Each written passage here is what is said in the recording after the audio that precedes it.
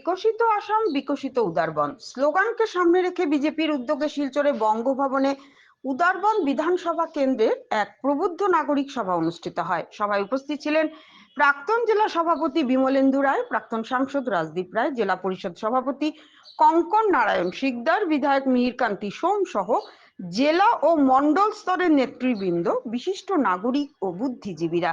বক্তারা প্রধানমন্ত্রী নরেন্দ্র মোদীর বিকশিত ভারত ভাবনা ও মুখ্যমন্ত্রী ডক্টর হিমন্ত বিশ্ব শর্মার নেতৃত্বে রাজ্যের উন্নয়নের ধারাকে এগিয়ে নিয়ে উদারবনকে পরিকল্পিতভাবে গড়ে তোলার উপর জোর দেন। শিক্ষা, স্বাস্থ্য, যোগাযোগ ও কর্মসংস্থান সহ বিভিন্ন ইস্যুতে আলোচনা হয় এবং নাগরিকদের অংশগ্রহণের গুরুত্ব তুলে ধরা হয়। আজকে মুখ্যমন্ত্রীর আহ্বানটা কেন, সেটার একটু কথা না বললে হয় না। ইতিমধ্যে যারা বক্তারা আছেন ওনারা বিশদভাবে বলবেন। আমি শুধু এই প্রারম্ভিক সম্ভাষণ উপলক্ষে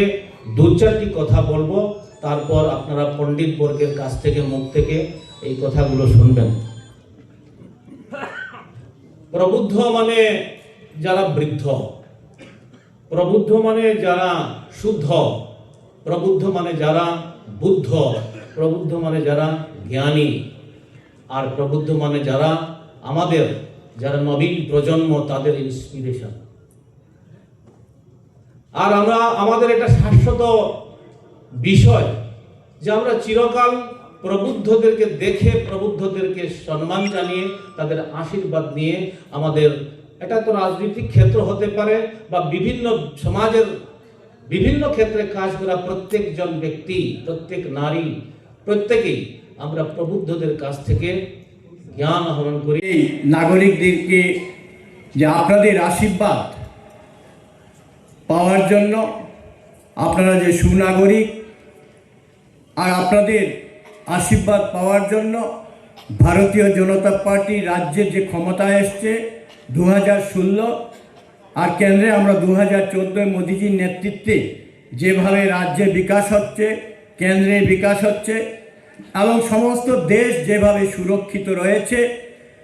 আর পণ্ডিত দীনদয়াল উপাধ্যায়ের যে স্বপ্ন তা বাস্তব রূপ নেওয়ার জন্য এই সরকার যে তিনবার যে আমাদের কেন্দ্র এবং রাজ্যে দুবার, আবার তৃতীয়বারের জন্য আমরা যে তৈরি হচ্ছি 2026 নির্বাচন, তা আপনার প্রবুদ্ধ নাগরিকদের আশীর্বাদ পাওয়ার জন্য আপনাদের এই বঙ্গভবনে আজকে আপনাদের আমন্ত্রণ করা হয়েছে। আপনাদের আশীর্বাদের জন্য আমাদের যারা বক্তব্য রেখেছেন কোনো ব্যক্তির